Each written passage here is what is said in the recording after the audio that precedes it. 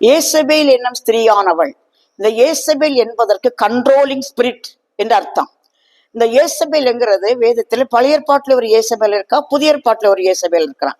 பழைய ஏற்பாட்டு ஏசபேல் 1 ராஜாக்கள் 21 அதிகாரத்தில் வருகிற ஆகாப்பின் ராஜாவின் மனைவியாகிய ஏசபேல். அந்த 1 ராஜாக்கள் 21 அதிகாரத்தை தொடர்ந்து படிக்கும் போது அந்த ஸ்திரீ என்ன செய்தாள் என்பதையும் அவளுடைய முடிவு என்ன என்பதும் அதுல தெரிகிறது. அவள் தன்னுடைய அதிகாரத்தை பயன்படுத்தி கணவனுடைய பெயராளி நிருபத்தை எழுதி ஒரு நீதிமானை கொலை செய்தாள். அவளுடைய முடிவு என்ன? அவளை அடக்கம் பண்ண அவளுக்கு இடம் கிடைக்கல. அவளுடைய மரணம் சரியா இல்லை, அவளை அடக்கம் பண்ணக்கும் அவளுக்கு ஒண்ணுமே கிடைக்கல. நாய்கள் அவளுடைய ரத்தத்தை நக்கி நாய்கள் அவளுடைய உடம்பை தின்னு போட்டுது. இனி ஒண்ணு, இந்த ஏசபேல் இந்த 1 ராஜாக்கள் 21 அதிகாரத்திலுள்ள ஏசபேல் கண்களுக்கு மையிட்டு தலையை சிங்காரித்து கொண்டு வந்தாளாம். இந்த கண்களுக்கு மையிட்டு தலையை சிங்காரிக்கிறது இன்றைக்கும் ஆவிக்குரிய சபைகளிலே நடக்கிறது.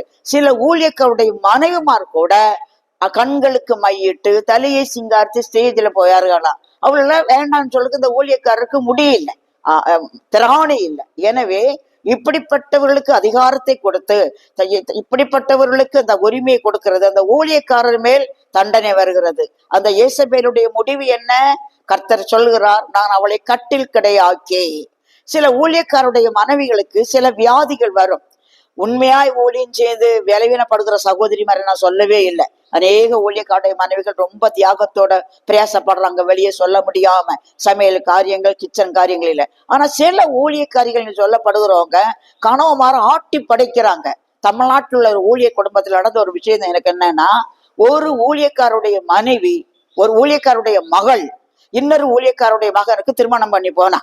அவங்க எந்த எதிர்பார்ப்பும் இல்லாம கல்யாணம் பண்ணிட்டு போனாங்க. போன சமயத்துல இந்த பிள்ளை ரொம்ப நல்லா இருந்தான். கொஞ்ச நாளைக்கு உள்ளால ஒரு குழந்தை பிறந்தது.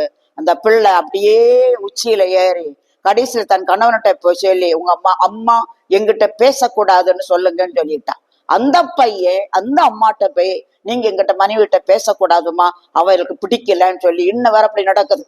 ஆனா அவங்களையும் சபா நடத்துறவதான், பெண்கள் கூட்டம் நடத்துறான். இதுல ரொம்ப கண்டிக்கத்தக்க காரியம். நம்முடைய சபைகளிலே அப்படிப்பட்ட சம்பவம் நடவாதபடி, அப்படிப்பட்ட தீமைகள் வராதபடி கர்த்தர் காத்துக்கொள்வாராக.